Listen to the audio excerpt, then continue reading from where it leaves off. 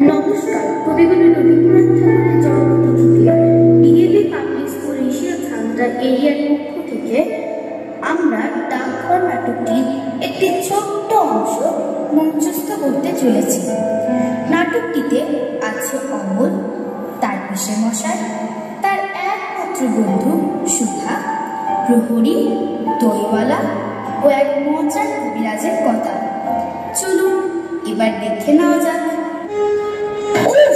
সে কখন থেকে একভাবে বসে আছি, বাইরে বেরোতে আর পারছি না। কি মুশকিল, তুমি তো সুস্থ, তারপর তো তুমি বাইরে যাবে।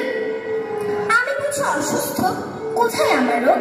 সব মিথ্যে কথা, তোমরা আমার মিছিমিছি বেঁধে রেখেছ। মিছিমিছি? তা না তো কি, শুধু একটি বার ছাড়া পাই। দেখ আমি কতটা বেঁচে। কোথায় যাবে তুমি? এমন ঠিকানা ছেড়ে গেলে বুঝি খুব আরাম হবে? হ্যাঁ হবে। বাছা, অমন করে না। কোথায় যাবে বল? কবিরাজ তো তোমায় বাইরে যেতে মানা করেছেন। লক্ষ্মী ছেলে, ওই দূরে দেখ, এই জানলার থেকে কি সুন্দর একটা পাহাড় দেখা যাচ্ছে।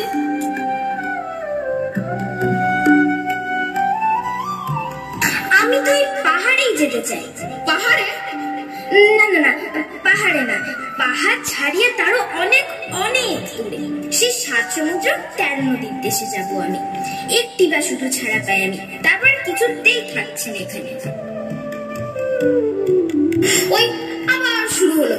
আচ্ছা, ওখানে একটা পাহাড় আছে, তার মানে তো ওখানে একটা বাধা আছে, নইলে এত বড় বড় পাথর জুড়ে এমন একটা আকাশ ছোঁয়া জিনিস ওখানে থাকবে কেন? তা আমি জানি না, আমি যাবই যাব, নিয়ে আমায় যেতেই হবে। বটে, নিয়ে তোমায় যেতেই হবে? হ্যাঁ। আমি তো নিয়ে যাব না, তোর পিসিমাও না। তাহলে যাবিটা কার সাথে শুনি? সুধার সাথে। আবার সুধা? তোকে বলেছি না?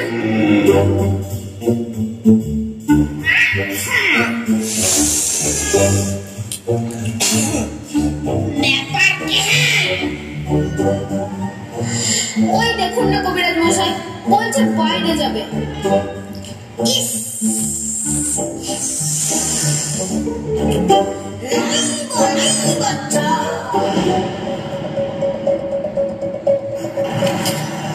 মানে? মানে? না না, অত সব কথা এই বয়স থেকে মানে খুঁজতে যাও না। কেন? উফ, আবার কেন? শাস্ত্র কইছে বালকস্য বয়সস্য ধর্ম। আপনার শাস্ত্র একটু আপনার ছোলার ভেতর রাখুন, ছেলেটা সারবে কিনা বলুন তো।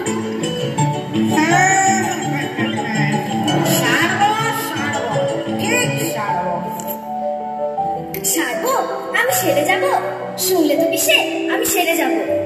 হয়েছে হয়েছে, এত উত্তেজিত হওয়ার কিছু নেই। উত্তেজিত ছটফটাং নৈকটাং বালকস্য তস্য তস্য বালকস্য ধর্ম। আবার শুরু হলো খোটাল লোটাল। কবিরাজ মশাই, ও কবিরাজ মশাই, আমি সারবো তো? নিশ্চিত। শুনলে তো পিসে, তোমার রোগটা কি?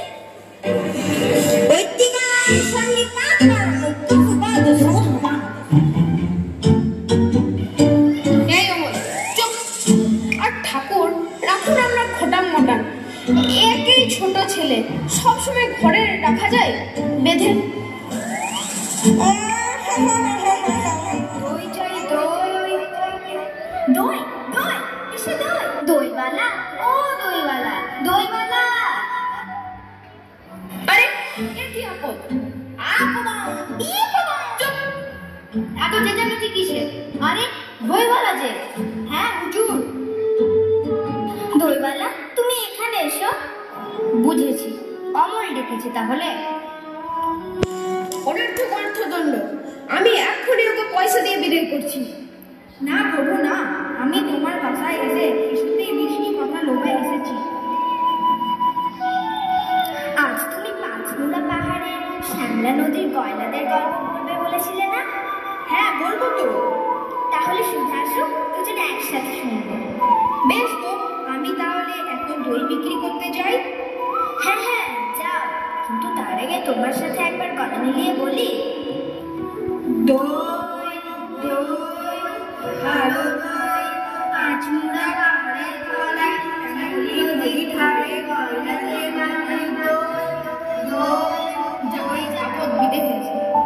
আপদ ইয়ে না মানে দেখো না প্রহরী, যখন যার সাথে আমি কথা বলি তখনই শুধু মানা মানা আর মানা। এই আমি মানা কোথায় করি রে? করো না, দইবালার সাথে গল্প করা মানা, সুধার সাথে খেলতে যাওয়া মানা। কই আমি তো করি না। অমন অমন দেখো ফুল এনেছে। প্রিয় চাপা এনেছো, আমাকে দাও। না না একদম। মাধব থামলে না মা, তোমরা খেলবে। খেলবো? হ্যাঁ খেলবে। যদি কেউ মানা করে? কেউ করবে না। যদি কেউ বকে? কেউ বকবে না। কেউ যদি বাধা দেয়? আমি তো আছি, কেউ তোমাদের বাধাও দেবে না। তাহলে সুধা চল আমরা খেলি। চল চল, আর বলবি না সুধা মনে রাখিনি। কখনো না।